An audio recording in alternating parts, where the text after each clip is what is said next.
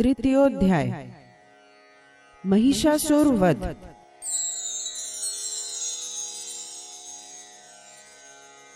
तृतीय अध्याय में वे देवी महिषासुर एवं उसकी समस्त सेना का संहार कर देती हैं।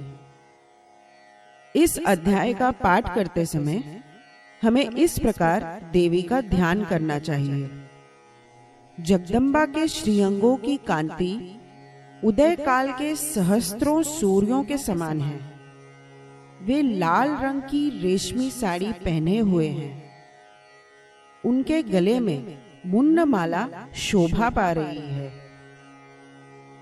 दोनों स्तनों पर रक्त चंदन का लेप लगा है।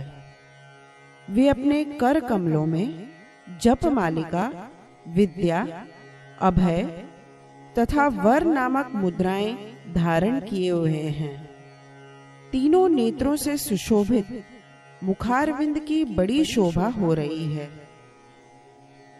उनके मस्तक पर चंद्रमा के साथ ही रत्नमय मुकुट बंधा है तथा वे कमल के आसन पर विराजमान हैं। ऐसी देवी को मैं भक्ति पूर्वक प्रणाम करता हूँ। ऋषि कहते हैं, दैत्यों की सेना को इस प्रकार तहस नहस होते देख महादैत्य सेनापति चिक्षुर क्रोध में भरकर अंबिका देवी से युद्ध करने के लिए आगे बढ़ा। वह असुर रणभूमि में देवी के ऊपर इस प्रकार बाणों की वर्षा करने लगा जैसे बादल मेरुगिरी के शिखर पर पानी के धार बरसा रहा हो। तब देवी ने अपने बाणों से उसके बाण समूह को अनायास ही काटकर उसके घोड़ों और सारथी को भी मार डाला। साथ ही उसके धनुष तथा अत्यंत ऊंची ध्वजा को भी तत्काल काट गिराया। धनुष कट जाने पर उसके अंगों को अपने बाणों से बींध डाला। धनुष, रथ, घोड़े और सारथी के नष्ट हो जाने पर वह असुर ढाल और तलवार लेकर देवी की ओर दौड़ा। उसने तीखी धार वाली तलवार से सिंह के मस्तक पर चोट करके देवी की भी बाईं भुजा में बड़े वेग से प्रहार किया।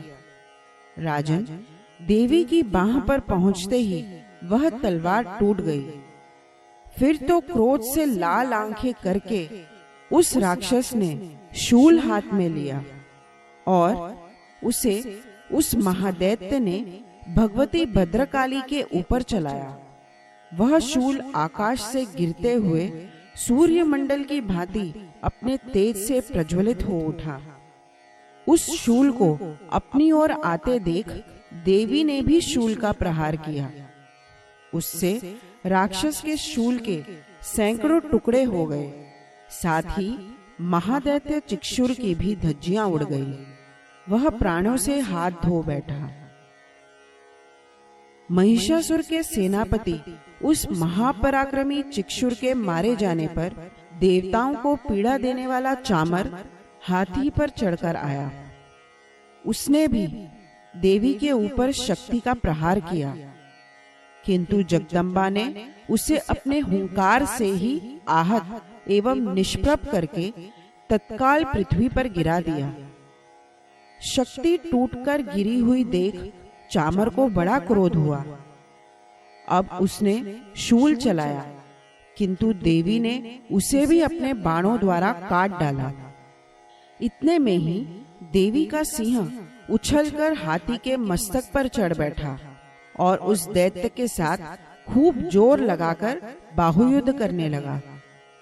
वे दोनों लड़ते लड़ते हाथी से पृथ्वी पर आ गए और अत्यंत क्रोध में भरकर एक दूसरे पर बड़े भयंकर प्रहार करते हुए लड़ने लगे।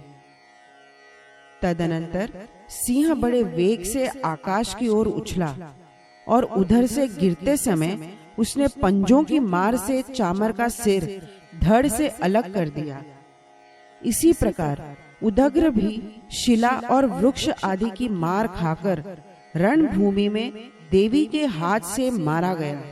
तथा कराल भी दांतों, मुक्कों और थप्पड़ों की चोट से धाराशायी हो गया। क्रोध में भरी हुई देवी ने गदा की चोट से उद्धत का कचूमर निकाल डाला, भिंदीपाल से वाशकल को तथा बाणों से ताम्र और अंधक को मौत के घाट उतार दिया। 3 नेत्रों वाली परमेश्वरी ने त्रिशूल से उग्रास्य, उग्रवीर्य और महाहनु नामक दैत्यों को मार डाला। तलवार की चोट से विडाल के मस्तक को धड़ से काट गिराया। दुर्धर और दुर्मुख इन दोनों को भी अपने बाणों से यमलोक भेज दिया। इस प्रकार अपनी सेना का संहार होते देख महिषासुर ने भैंसे का रूप धारण करके देवी के गणों को त्रास देना आरंभ किया। किन्हीं को थुथुन से मारकर, किन्हीं के ऊपर खुरों का प्रहार करके, किन्हीं को पूंछ से चोट पहुंचाकर, कुछ को सींगों से विदीर्ण करके, कुछ गणों को वेग से, किन्हीं को सिंहनाद से, कुछ को चक्कर देकर और कितनों को निःश्वास वायु के झोंके से धराशायी कर दिया। इस प्रकार गणों की सेना को गिराकर वह असुर महादेवी के सिंह को मारने के लिए झपटा। इससे जगदम्बा को बड़ा क्रोध हुआ। उधर महापराक्रमी महिषासुर भी क्रोध में भरकर धरती को खुरों से खोदने लगा तथा अपने सींगों से ऊंचे ऊंचे पर्वतों को उठाकर फेंकने और गरजने लगा। उसके वेग से चक्कर देने के कारण पृथ्वी क्षुब्ध होकर फटने लगी। उसकी पूंछ से टकराकर समुद्र सब ओर से धरती को डुबोने लगा। हिलते हुए सींगों के आघात से विदीर्ण होकर बादलों के टुकड़े टुकड़े हो गए। उसके श्वास की प्रचंड वायु के वेग से उड़े हुए सैकड़ों पर्वत आकाश से गिरने लगे। इस प्रकार क्रोध में भरे हुए उस महादैत्य को अपनी ओर आते देख चंडिका ने उसका वध करने के लिए महान क्रोध किया। उन्होंने पाश फेंककर उस महान असुर को बांध लिया। उस महासंग्राम में बंध जाने पर उसने भैंसे का रूप त्याग दिया और तत्काल सिंह के रूप में वह प्रकट हो गया। उस अवस्था में जगदम्बा ज्यों ही उसका मस्तक काटने के लिए उद्यत हुई, त्यों ही वह खड्गधारी पुरुष के रूप में दिखाई देने लगा। तब देवी ने तुरंत ही बाणों की वर्षा करके ढाल और तलवार के साथ उस पुरुष को बींध डाला। इतने में ही वह महान गजराज के रूप में परिणित हो गया तथा अपने सूंड से देवी के विशाल सिंह को खींचने और गरजने लगा। खींचते समय देवी ने तलवार से उसकी सूंड काट डाली। उस महादैत्य ने पुनः भैंसे का शरीर धारण कर लिया और पहले के ही भांति चराचर प्राणियों सहित तीनों लोगों को व्याकुल करने लगा। तब क्रोध में भरी हुई जगन माता चंडिका बारंबार उत्तम मधु का पान करके और लाल आंखें करके हंसने लगी। उधर वह बल और पराक्रम के मद से उन्मत्त हुआ राक्षस गरजने लगा और अपने सींगों से चंडी के ऊपर पर्वतों को फेंकने लगा। उस समय देवी ने अपने बाणों के समूहों से उसके फेंके हुए पर्वतों को चूर्ण करती हुई बोली। बोलते समय उनका मुख मधु के मद से लाल हो रहा था और वाणी लड़खड़ा रही थी। देवी ने कहा, ओ मूढ़, मैं जब तक मधु पीती हूं तब तक तू क्षण भर के लिए खूब गरज ले। मेरे हाथ से यहीं तेरी मृत्यु हो जाने पर अब शीघ्र ही देवता भी गर्जना करेंगे। ऋषि कहते हैं, यूं कहकर देवी उछली और उस महादैत्य के ऊपर चढ़ गई। फिर अपने पैर से उसे दबाकर उन्होंने शूल से उसके कंठ में आघात किया। उनके पैर से दबा होने पर भी महिषासुर अपने मुख से अभी आधे शरीर से ही वह बाहर निकलने पाया था। कि देवी ने अपने प्रभाव से उसे रोक दिया। आधा निकला होने पर भी वह महादैत्य देवी से युद्ध करने लगा। तब देवी ने बहुत बड़ी तलवार से उसका मस्तक काट गिराया।